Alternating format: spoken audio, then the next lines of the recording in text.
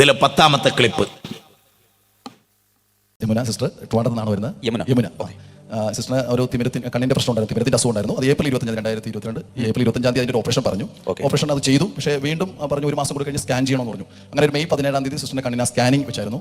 12 scanning വെച്ചു. അതിനുശേഷം ഇവിടെ വന്ന് ആ സ്കാൻ ചെയ്തപ്പോൾ ഡോക്ടർ പറഞ്ഞു അതൊന്നുകൂടി പരിശോധിക്കണമെന്ന് പറഞ്ഞു. അതിൻ്റെ ഉള്ളിൽ നീര് കിട്ടിയിട്ടുണ്ട്, ഒരു ഓപ്പറേഷൻ വേണ്ടി വരും. ജൂൺ 17 രണ്ടാമത്തെ ഒരു ഓപ്പറേഷൻ കണ്ണിന് ചെയ്താൽ മാത്രമേ കാഴ്ചശക്തി ശരിയായിട്ട് വരത്തുള്ളൂ എന്ന് ഡോക്ടർ പറഞ്ഞു. കഴിഞ്ഞ മാസം ജൂൺ മാസത്തിൽ ആദ്യത്തെ ഹീലിംഗ് ക്രൂസൈഡിന് സിസ്റ്റർ ഇവിടെ വന്ന് പ്രാർത്ഥിച്ചു. ഹീലിംഗ് ക്രൂസൈഡിന് സിസ്റ്ററുടെ സമയത്ത് കണ്ണിന് സൗഖ്യം ലഭിക്കുന്നു എന്ന് പറഞ്ഞു. അതിനുശേഷം കണ്ടും പ്രാർത്ഥിച്ചു. അതിനുശേഷം രണ്ടാമതേ പോയി ചെക്ക് ചെയ്തപ്പോഴത്തേക്കും ഒരു അത്ഭുതം നടന്നു. സ്കാൻ ചെയ്തപ്പോൾ അങ്ങനെ ഒരു പ്രശ്നമില്ല, കണ്ണിന് പരിപൂർണ്ണ സൗഖ്യം ആന്റിക്ക് ലഭിച്ചു.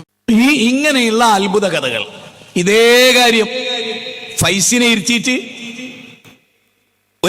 ഇവരുടെ ഒരു മുരീദ് പറയുന്നത് 11ാമത്തെ ക്ലിപ്പ് നിങ്ങൾ കേട്ടോ. സെയിം ഈ സംഗതി ഞാൻ പറഞ്ഞല്ലോ,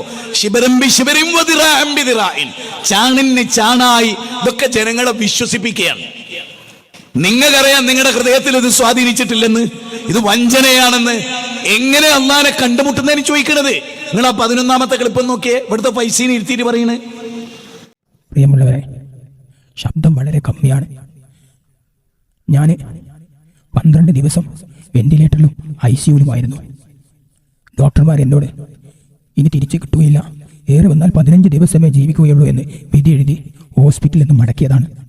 ഞാൻ മിംസ് ഹോസ്പിറ്റൽ ICUന്ന് പുറത്തിറങ്ങിയ ഉടനെ അന്നു മുതൽ അതിൻ്റെ മുമ്പും എൻ്റെ 2 സഹോദരിമാർ ഉൾപ്പെടെ അധികാര സ്വഭാവത്തിൽ പങ്കെടുക്കും. ഒരു ദിവസം സിസ്റ്റർ വന്ന് ചോദിച്ചു, എന്താണ് നിങ്ങൾ ഈ ചൊല്ലുന്നത്? അവർ പറഞ്ഞു, ഞങ്ങൾ പ്രാർത്ഥനയാണ്. അങ്ങനെ എല്ലാ ദിവസവും ചൊല്ലി അന്നു മുതൽ ഇന്ന് വരെ ഞാൻ തെറ്റാതെ ഇതിൽ പങ്കെടുത്തുകൊണ്ടിരിക്കുകയാണ്. ബഹുമാനപ്പെട്ട ഉസ്താദ് അവറുകൾ എൻ്റെ അടുത്ത് വന്ന് ദിവസം അളിപുരി പരിപാടി ഉണ്ടായപ്പോൾ എൻ്റെ അടുത്ത് വന്ന് എന്നെ സന്ദർശിച്ചു. അന്ന് ഉസ്താദിനോട് ഞാൻ പറഞ്ഞതാണ്, ഇൻഷാ അല്ലാഹ് ഞാൻ നിങ്ങളുടെ മജ്ലിസിലേക്ക് വരുമെന്ന് പറഞ്ഞതാണ്. ആ വാക്ക് പാലിക്കാൻ വേണ്ടിയാണ് ഞാൻ ഇവിടെ വന്നിട്ടുള്ളത്. വളരെ റാഹത്താണ്. ഏത് അസുഖം ഉണ്ടെങ്കിലും നമ്മൾ പേടിക്കേണ്ട. അധികാര സ്വഭാവത്തിൽ നമ്മൾ പങ്കെടുത്തോളി. വളരെ ആത്മാർത്ഥമായി ഞാനതിൽ തേനും വെള്ളവും വെക്കാറ്. ആ വെള്ളം അല്ലാതെ വേറെ വെള്ളം ഞാൻ കുടിക്കാറില്ല. ആ വെള്ളമാണ് എൻ്റെ കയ്യിലുള്ള കുപ്പി ഇപ്പോഴും ഉള്ളത്. ആ വെള്ളം ഞാൻ കുടിച്ച് ഇപ്പോൾ വളരെ റാഹത്തായി. അവരെന്നെ ഒഴിവാക്കിയതാണ്. 2ാമത്തെ ടെസ്റ്റ് ചെയ്ത് ഹോസ്പിറ്റലിൽ ഡോക്ടർ പറഞ്ഞു 80% മാറിയിട്ടുണ്ട്. ലെൻസിനായിരുന്നു അസുഖം തന്നെ, ഞാൻ പറയാം ക്യാൻസറാണ്. ഇപ്പോൾ വളരെ റാഹത്തായി. ഡോക്ടർമാർക്കൊക്കെ ഭയങ്കര അത്ഭുതം. അവരെന്നോട് ഇങ്ങനെ നിൽക്കാതെ ചോദിച്ചു, എങ്ങനെ ഇതിപ്പോൾ സുഖമായതെന്ന്. തീർച്ചയായും അധികാര സ്വഭാവയിൽ പങ്കെടുത്ത് ബഹുമാനപ്പെട്ട ഉസ്താദ് അവരുടെ ദുആയും ഇതിൽ പങ്കെടുക്കുന്ന ആൾക്കാരുടെ ദുആയും വളരെയധികം ഉപകാരപ്പെട്ടു. തീർച്ചയാണ് നമ്മുടെ നീയത്ത് ശരിയാക്കിയാൽ മതി. നീയത്ത് ശരിയാക്കി നമ്മളതിൽ പങ്കെടുത്താൽ തീർച്ചയായിട്ടും മാറും. അത് ആ കാര്യത്തിൽ ബേജാറുണ്ടാവും. ഉസ്താദിന്റെ ദറജ ഉയർന്നുകൊണ്ടേയിരിക്കും. ഉസ്താദ് തീജാണ്, എനിക്ക് മനസ്സിലായിട്ടില്ല ഉസ്താദിനെ കുറിച്ച്. ഉസ്താദ് തീജാണ്, എനിക്ക് മനസ്സിലായിട്ടില്ല ഉസ്താദിനെ കുറിച്ച്. ഞാൻ മനസ്സിലാക്കിയ മനുഷ്യനാണ്. ഉസ്താദിന്റെ ദുആക്ക് ഇജാബത്ത് കിട്ടും. നിഷ്കളങ്കനായ മനുഷ്യനാണ്. ഇന്നലെ എൻ്റെ ഉദവി സുഹൃത്തുക്കൾ എന്നെ കാണാൻ വന്നപ്പോൾ അവർ പറഞ്ഞു, ഉസ്താദിനെ കുറിച്ചൊരു പോയിന്റ് പറഞ്ഞു. അതായത് ഉസ്താദ് പണത്തിന് വേണ്ടിയല്ല ഇത് നടത്തുന്നത്. വളരെ ഒരു നല്ല പോയിന്റാണ്. ഒരു നയാ പൈസ പോലും ഇതിന് വാങ്ങുന്നില്ല. അത് നമ്മൾ വളരെയധികം ശ്രദ്ധിക്കേണ്ട കാര്യമാണ്. അപ്പോൾ അല്ലാഹു സുബ്ഹാനഹു വ തആല ആഫിയത്തും സിഹത്തും ദീർഘായുസ്സും കൊടുക്കട്ടെ, ആമീൻ എന്ന് പറയാണ്. ഇത്ര മാത്രമേ പറഞ്ഞുള്ളൂ. ഇതാണ് ഇങ്ങനെ ആളുകളെ നിർത്തിയിട്ട് പറയാ. എന്നിട്ട് ഹാവഭാവാദികളും മുഖത്ത് കൈവച്ച് തടവിയും വലിയ സംഭവമാക്കി മാറ്റാണ്. നിങ്ങൾ ആരെയും കണ്ടോ? നബിയോ സ്വഹാബത്തോ താബികളോ മദ്ഹബിന്റെ ഇമാമിങ്ങളോ ഇങ്ങനെ വിളിച്ചുകൂട്ടിയ സദസ്സിൽ ഈ വിധത്തിലുള്ള കാര്യങ്ങൾ പറഞ്ഞ് അത്ഭുതങ്ങൾ കാണിച്ച് ജനങ്ങളെ അടുത്ത വർഷം അങ്ങോട്ട് ക്ഷണിച്ച്, അന്ന് രോഗമല്ലായിരുന്നു ഉണ്ടായിരുന്നല്ലോ, പല രോഗങ്ങൾ ഉണ്ടായിരുന്നല്ലോ, പല ബുദ്ധിമുട്ടുകൾ ഉണ്ടായിരുന്നല്ലോ, അവരൊരുപാട് പ്രതിസന്ധികൾ നേരിട്ടിരുന്നല്ലോ. ക്രൈസ്തവർ ചെയ്യുന്ന ഇതേ പണി നമ്മൾ എടുക്കുന്നത് എന്തിന്? അതിലെന്ത് ദീൻ? ആളുകളെ ചതിച്ചുകൊണ്ട് ഇങ്ങനെ ഉണ്ടാക്കുന്നത് എന്തിന്? അള്ളാഹുവിന്റെ റസൂല് പറഞ്ഞു എന്താ? നിങ്ങൾ രോഗം വന്നാൽ ചികിത്സിക്കണം, ഹറാമ് കൊണ്ട് ചികിത്സിക്കരുത്, വിദഗ്ധമായ ചികിത്സകൾ വരരുത്. ആ കുപ്പിയിലെ വെള്ളം, ഈ കുപ്പിയിലെ വെള്ളം, ആ തേനിന്റെ വെള്ളം, മറ്റേതെന്ന് പറഞ്ഞ് മൊയ്ലിയന്മാർ ഊതിക്കൊടുത്ത് അത് ഉപ്പലടക്കം ഉൾക്കൊള്ളുന്നേ, ഒരുപാട് രോഗാണുക്കൾ നിക്ഷേപിക്കുന്നേ. എന്തിന്? എത്ര എത്ര വീഡിയോകൾ അങ്ങനത്തെ ഉള്ളത്.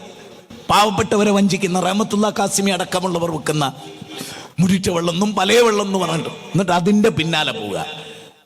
നിങ്ങൾ ആലോചിച്ചിട്ടുണ്ടോ? മാലക്കുല്ലാത്തർജൂനലില്ലാഹി വഖാറ. റബ്ബിന് നിങ്ങളൊരു വക്കാറത്ത് കൊടുക്കാതെ പോകുന്നു. ലോകത്ര ഞാൻ ചോദ്യമൊക്കെ ഉണ്ട്, ഇതെല്ലാം ഉണ്ടായി. എന്തിനാണ് കാന്തപുരം, എന്തിനാണ് മൈത്രി പോയി കിടന്നത്?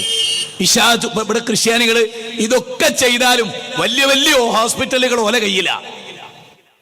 പിന്നെ എന്തിനാ ഹോസ്പിറ്റലിൽ എന്തിനാ ഹോസ്പിറ്റല്? അള്ളാഹുവിന്റെ റസൂല് പറഞ്ഞ ചികിത്സ പ്രാർത്ഥനയുണ്ട്. റസൂല് പറയുന്ന രോഗത്തിന് ചികിത്സിക്കണം, ഹറാമ് കൊണ്ട് ചികിത്സിക്കരുത്. രോഗിയെ സന്ദർശിക്കണം, രോഗിക്ക് വേണ്ടി ദുആ ചെയ്യണം, രോഗി റബ്ബിനോട് ദുആ ചെയ്യണം, മുഅബ്ബിദത്താൻ ഓതി ശരീരത്തെ തടവണം. ഇതൊക്കെ പഠിപ്പിച്ചെന്നു. ഇതിന് പുറമെ നിങ്ങൾ ഉണ്ടാക്കുന്ന അധികാറുകൾ, നിങ്ങൾ നിശ്ചയിക്കുന്ന സമയങ്ങൾ.